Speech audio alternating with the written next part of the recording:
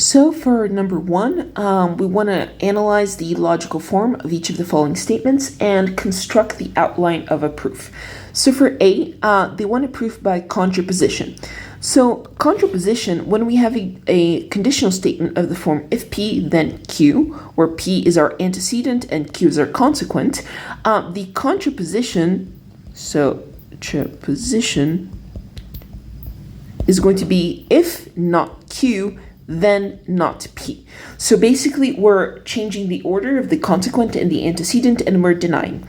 So for A, we're going to assume not Q. We just have to remember that P, our antecedent, is going to be if G star is a cyclic group, so that's going to be our P, and our Q is going to be G star is abelian. So let's assume not Q. So we're going to say assume not Q, which is assume that G star is not abelian.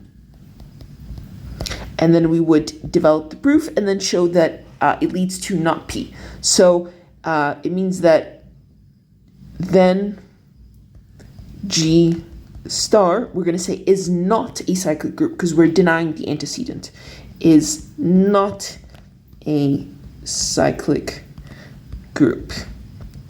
So our conclusion is, therefore, if G star is a cyclic group,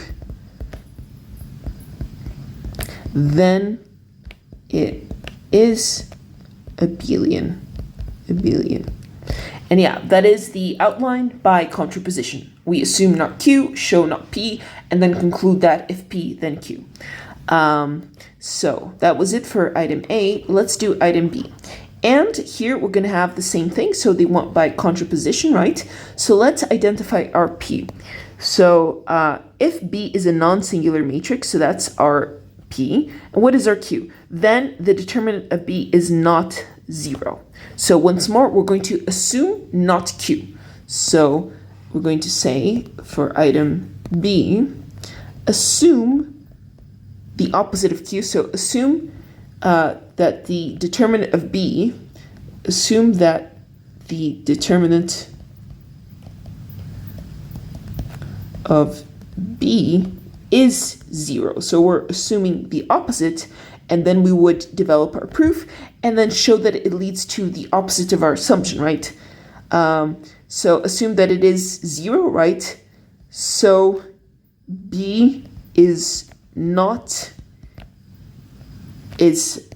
a non-singular, right? The opposite would be is a singular matrix. So because not non-singular is a, different color, is a singular matrix.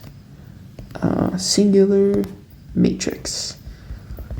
So we assumed not Q, showed that it leads to not P. Therefore,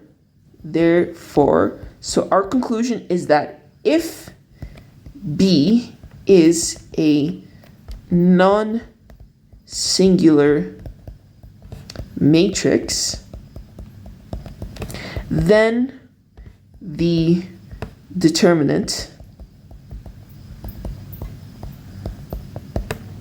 of B is not 0. And so that is how we would do the contraposition of this proof. Now for item C, they want a proof by contradiction. So we want to prove P, right? The way that contradiction works is assume not P, then you have to show that it leads to Q and not Q, which is a contradiction, so our assumption must have been false, right? And so what is going to be our proposition here is that the set of natural numbers is not finite.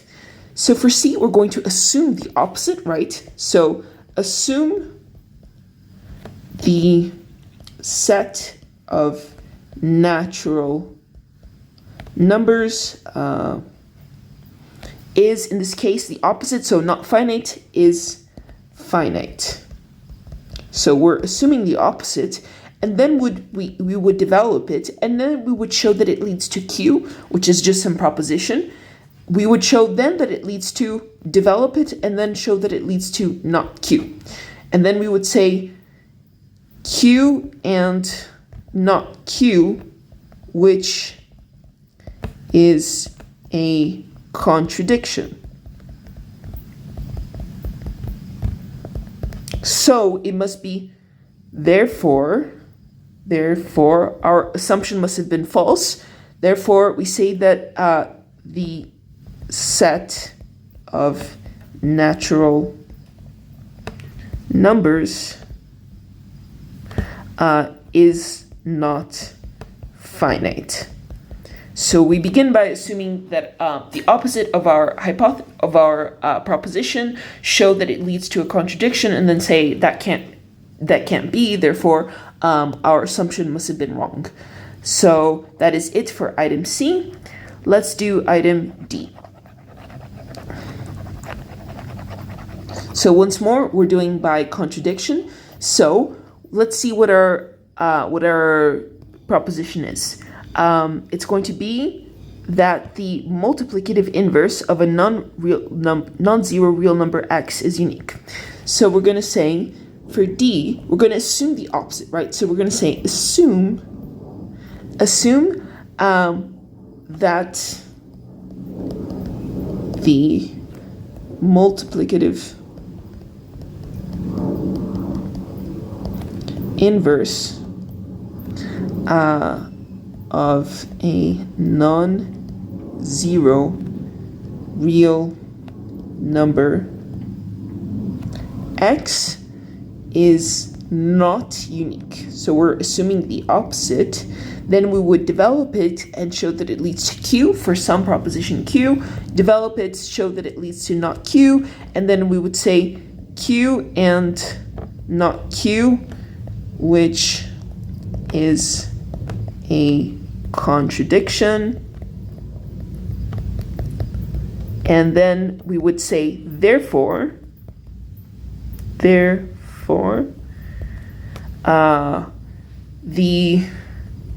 multiplicative inverse is unique. You would say of a non-zero real number, x is unique, right? But I just left that part out. So that is it for item D. That would be another proof by contradiction. And now let's do item E, which is a two-part proof that the inverse of a function f from a to b is a function from b to a if and only if f is 1 to 1 and onto b. So a two-part proof is when we have a biconditional statement, is when we have a statement of the kind b if and only if q. So it means that we have to show p leads to q and that q implies p. So that's what we mean by two-part proof, that we have to prove both conditionals, right? So what is our p and what is our q? So our p is going to be that the inverse of a function from a to b is a function from b to a. So this is going to be our p if and only if f is 1 to 1 and onto b. So let's begin by assuming p. So for item E, part A is assume the inverse of a function f from a to b is a function from b to a. So we assume p, then we would develop and show that it leads to q, right? So therefore, for f is 1 to 1 and on to b. Okay, so we showed the first part, right? We showed that if p then q. Then we would say if we have to show if q then p. So assume q, And then we would say assume f is 1, 2, 1, and onto B. Then you would develop it and show that it leads to P, which P is therefore we would show that it leads to P. Therefore, the inverse of a function f from A to B is a function from B to A. Okay, so we assumed P, showed that it leads to Q, and then we assumed Q and showed that it leads to P. And in this way, we were able to prove the biconditional.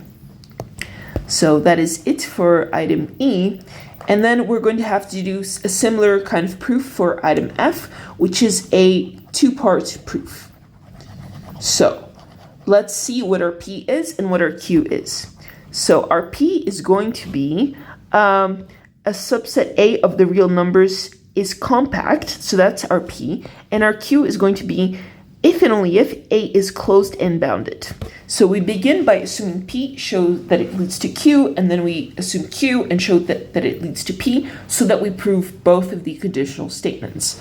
So we go E, actually this is F, right, so F.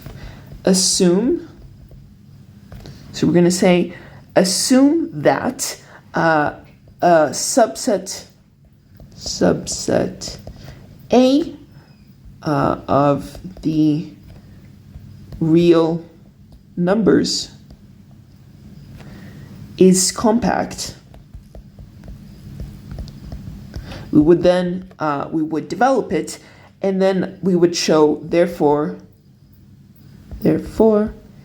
A is closed and bounded. Then we would assume Q, so then we would go assume A is closed and bounded. So we would assume that, develop the proof, and then show that it leads to P. So therefore, a subset A of the real numbers is compact. Oh, my handwriting has just gotten terrible. So yeah, that is it. Assume P, show that it leads to Q, and then assume Q shows that it leads to P. And that way we will have checked the first requirement, the first proof, and the second proof. So that is it for item number 1.